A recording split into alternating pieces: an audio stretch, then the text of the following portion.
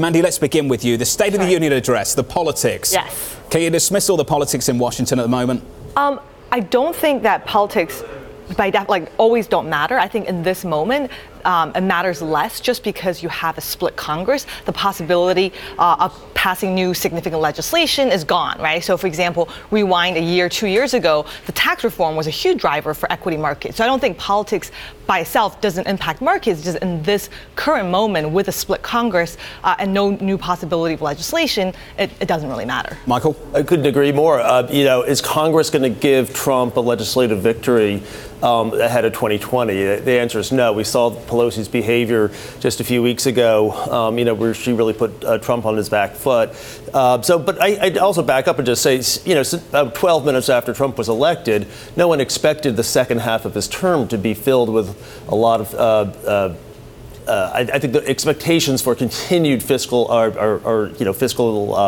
policies were really kind of in check because they thought, typically the House swings. Peter?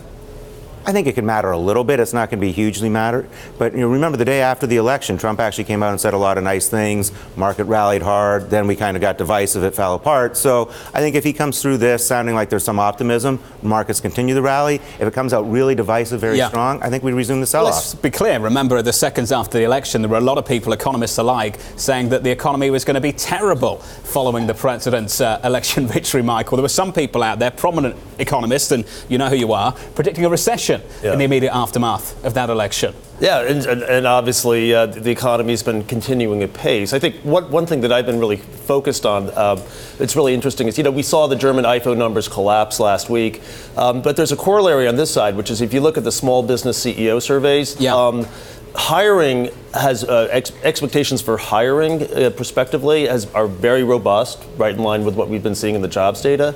However, if you look at their outlook for capital expenditures, and if you look at further, the business outlook 1 year ahead, those have almost completely retraced all their post-Trump election gains there. So that soft data that was part of that story right after the election, that is in a very different place right now.